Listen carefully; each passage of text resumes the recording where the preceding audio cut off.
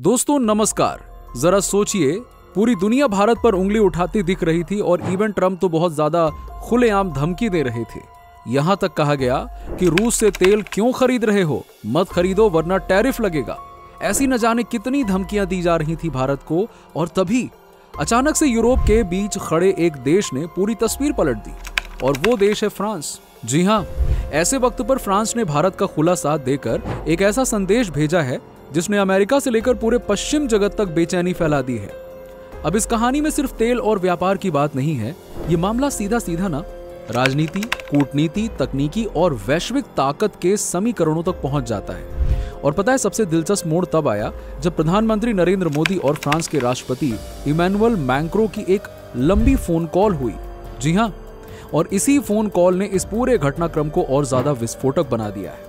तो यहाँ पे अब सवाल ये आता है कि इस बातचीत में आखिरकार क्या तय हुआ और क्यों अमेरिका के गलियारों में हलचल मच गई है। दोस्तों, कभी कभी ना इतिहास बदलता नहीं है, वो खुद को बनाता है। और इस बार कारीगर हैं मैक्रोन और मोदी।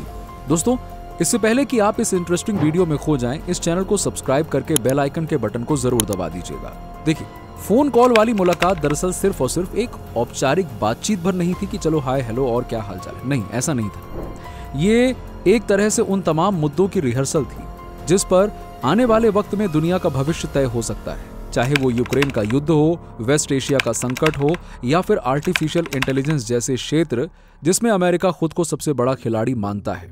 दोनों नेताओं ने साफ कहा कि रास्ता सिर्फ और सिर्फ शांति का है, हथियारों से समाधान संभव नहीं है। और आप सोचिए, ये बात उस वक्त आई है कि जब अमेरिका लगातार यूक्रेन को अरबों डॉलर के हथियार सप्लाई कर रहा है। यानी सीधा सीधा अमेरिका की लाइन को यूरोप के भीतर से ही चुनौती मिल रही है। अमेरिका तो युद्ध से कमाता है, सब जानते हैं, लेकिन जो यूरोप अमेरिका का साथ देता था, वहां का एक देश इस बात को चुनौती दे रहा है, यानी कि अमेरिका को चुनौती दे रहा है। देखिए, भारत और फ्रांस ने इस कॉल में मिलकर तय किया कि सिर्फ सैन्य या ऊर्जा पर नहीं, बल्कि तकनीकी, साइबर सुरक्षा और ग्रीन एनर्जी में भी संयुक्त मोर्चा खोला जाएगा। और यही बात अमेरिका की वन मैन शो पॉलिसी को तोड़ने वाली है। मैक्रो ने तो यहां तक घोषणा कर दी कि 2026 में नई दिल्ली में होने वाला AI impact summit Bharat France साझेदारी का प्रतीक होगा। सोचिए ना, जिस एआई को अमेरिका अपनी सुपर पावर वाली ताकत मानकर पूरी दुनिया पर हुकूमत करना चाहता है, वही क्षेत्र भारत और फ्रांस की नई जोड़ी से उसे सीधे चुनौती देगा। अब जरा अमेरिका की हालत समझिए। ट्रम्प बार बार चेतावनी दे रहे थे कि भारत रूस से दूरी बनाएगा वरना आर्थिक सजा मिलेगी, लेकिन भारत के जवाब ने सब कुछ साफ कर दिया।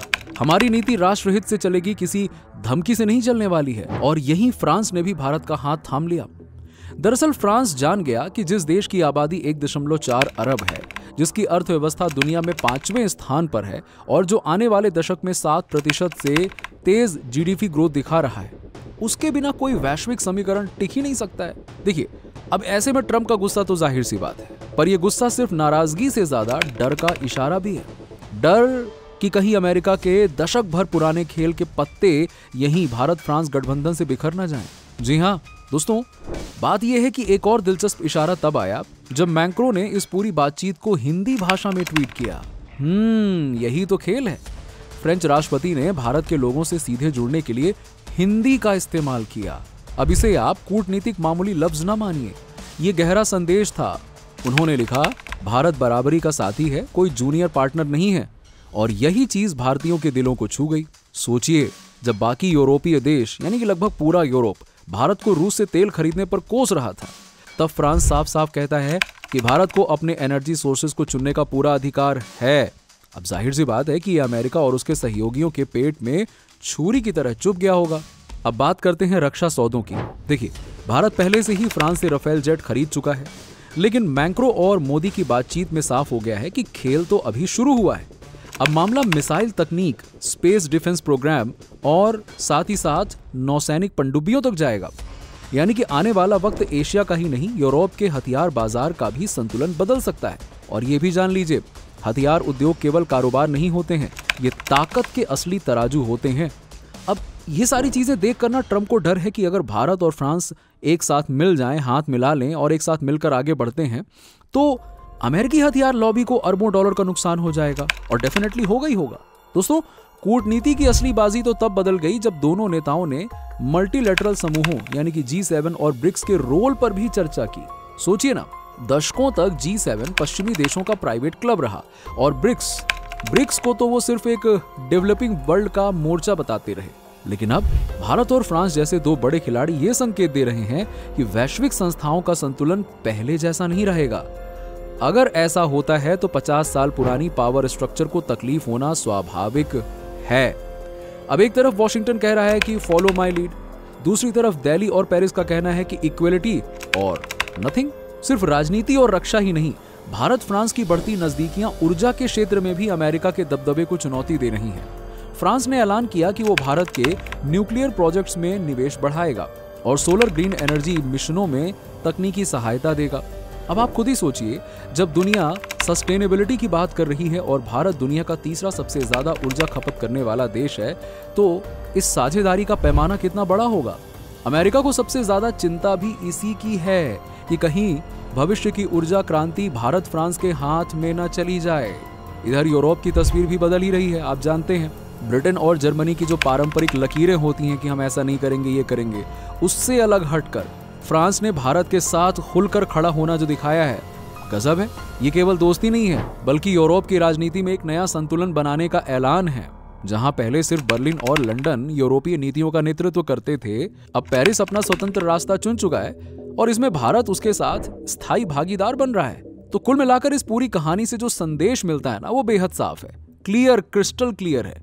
और ये केवल एक कॉल की बात नहीं थी दोस्तों, ये नए युग का कूटनीतिक खाका है। भारत और फ्रांस मिलकर अमेरिका की उस दादागिरी को चुपचाप चुनौती दे रहे हैं जिसे दशकों से पश्चिमी राजनीति का अघोषित नियम बताया जाता था, माना जाता था।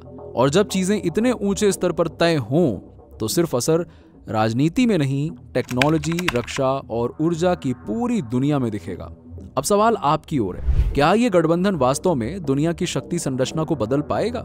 क्या ये आने वाले वर्षों में अमेरिका की पकड़ ढीली करने वाला निर्णायक मोड़ होगा? शायद आने वाला वक्त यही कहेगा। अब दुनिया का नक्शा वॉशिंगटन से नहीं, बल्कि दिल्ली और पेरिस की पगडंडी पर खींचेगा।